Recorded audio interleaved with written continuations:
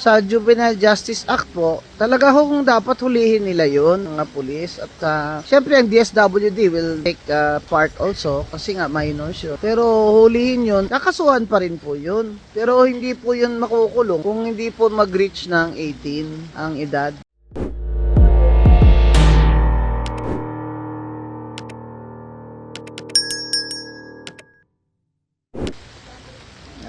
Tungkol po dun sa age of criminal na tinaas yung yung parang ceiling ng age of criminal liability dun sa Juvenile Justice Act ni Senator Kiko Pangilinan. Siya ang author nun. Sa ibang bansa kasi ganun. Kaya siguro yung dahil sa lobby na rin ng mga at children's rights advocates, kaya nag-author ng Juvenile Justice Act si Senator Kiko Pangilinan. Dati kasi sa revised penal code natin, yung age of discernment ay below 9. Ibig sabihin ang bata pag below 9, hindi niya alam yung ginagawa niya. Di ba ang batang 8 years old, lang yan, grade 2, di ba? Marami kasing kaso na, or hindi naman marami, may mga kaso noon na yung bata ay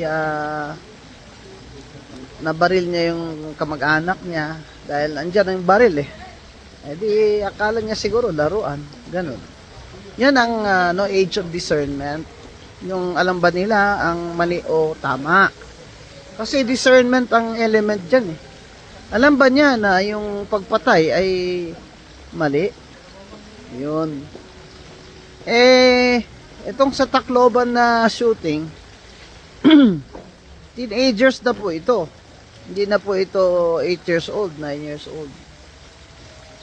Pero sa Juvenile Justice Act ay pasok pa ang edad niya. Well, obviously, alam nila na mali yun, yung barili nila yung mga estudyante at kaklase nila. Obviously, mali yun. Di ba? Sa ganyang edad, alam na nila na mali yun. Hindi naman sila psychosocially challenge o wala po silang mental disorder o illness, ganun. So, yung evident premeditation na element sa murder ay importanteng matukoy yun. Pero wala silang tinarget na papatayin, kundi na pag nandun na sila, mambabaril sila.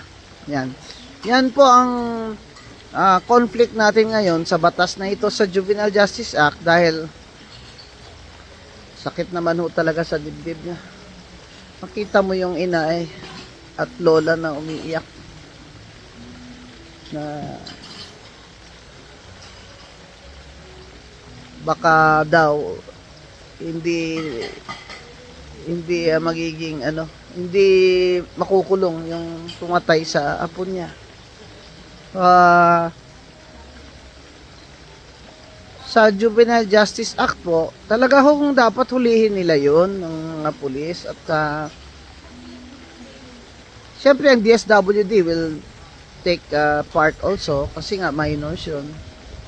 Pero hulihin yun, kakasuhan pa rin po yun. Pero hindi po yun makukulong kung hindi po mag-reach ng 18 ang edad.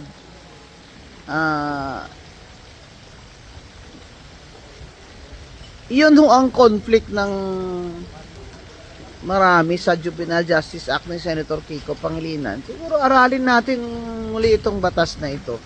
Kasi nag-iiba na ang mga bata ngayon, nag-iiba na dami na nakikitang violence sa social media, yung mga games. Kaya nakikiramay po ako sa mga namatayan sa school shooting. sana po ay may hustisya.